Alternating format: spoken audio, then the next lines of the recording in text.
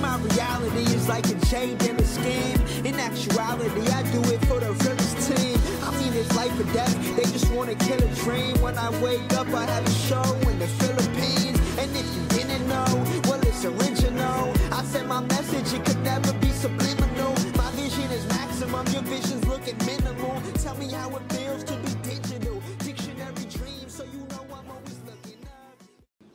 What's up, guys? It's iCrease, and today we have a review of the Jordan Retro 6 Oreo. Let's get into the shoes. Like I said, these came out March 3rd, 2010 for $150. The original, the Jordan 6 model, originally came out in 1991. It was when Michael Jordan won his first championship. So he got his first ring in this shoe, which is pretty exciting. But the entire shoe is actually inspired by the Porsche 911, which is basically a sports car. And I'll kind of go through that when we go through the review. The official colorway is white, black, and speckle, which I wouldn't know since I don't have the original box. So, starting with the outsole, you have your clear sole. It would be clear if these were brand new, but they're a little bit yellowed because I bought them used.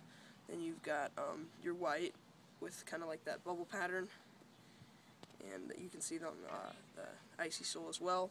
And then you have your big black Jumpman right here.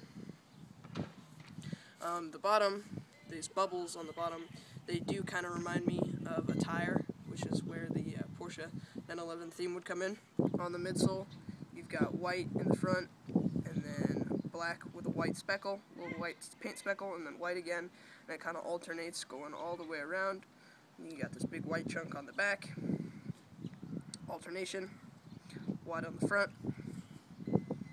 This whole upper is actually supposed to be like a 23, and then the 2 is like kind of strange, kind of like follow my finger. It's kind of hard to see, but another way it could be interpreted is there's 2 panels here, and that's 2, and then 3. On the 2 and the 3, this white is a tumbled leather, which is actually pretty nice. And then these black panels that are perforated are a black nubuck, and it's pretty nice as well. Up here you have your big kind of like puffy piece that's perforated, and I think that's another reference to the Porsche 911. It kind of looks like bodywork to me. On the back you have that big white chunk, like I said before. Then you have your black Jumpman with a gray air. And then you have this black speckled piece that's like a pull tab with a white stripe, and I think that looks like a spoiler that would go on a sports car like the Porsche 911. On the inside, you have basically the same shoe, minus this, minus that black speckled chunk. Just it's more of like a white here, and then like I said, this white tumbled leather gets worse as you go back. Actually, right here, it's like hard, as you can hear. And then up here, you can't hear. It's nice and soft. On the front, this toe box is that nice black nubuck, which kind of creases a little bit. You can see here, I did wear these one time already. And then you have kind of a Durasheen tongue with white laces going all the way up. And then you have a black, what do I call this, a patch with a white Jumpman and a black with white speckling lace toggle with a white Jumpman. And then this is another kind of reference to the Porsche 911 with this tongue. It's all black with the black Air Jordan, and this kind of looks like the hood to me of the Porsche.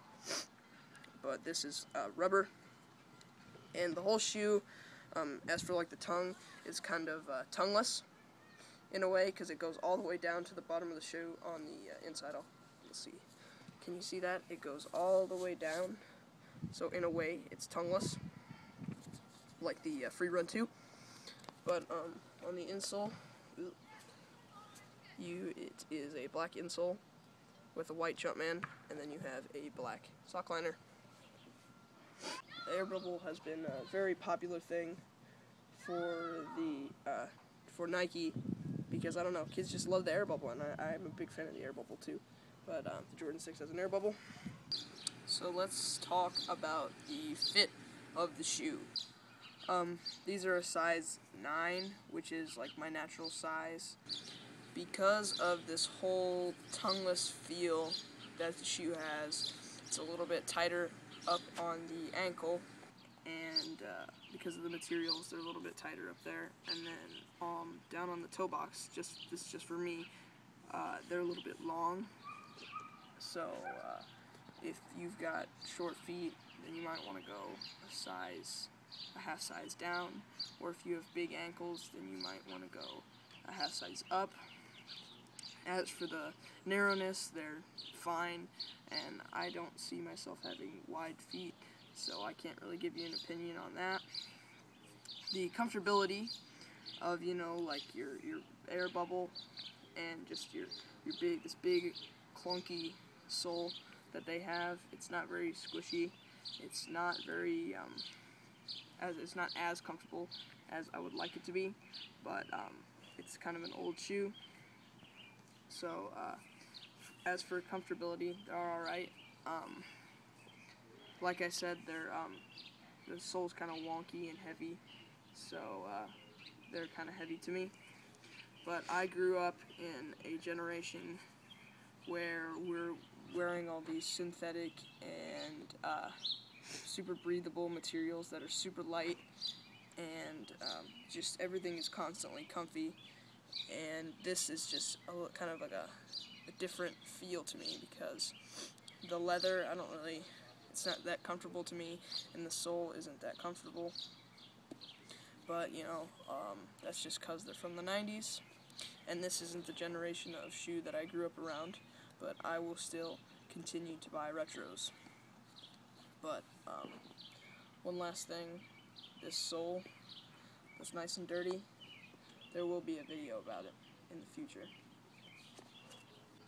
Before I go, I just want to say thank you to FFIAF, Retro Boy, and Sean Julian for subscribing. And again, I'm going to say stick with me, because I got more content to come. See you guys later. You can get with this, or you can get with that, cause we doing it big, and we bridging the gap. Yeah, we be on the road, but you know where it's at.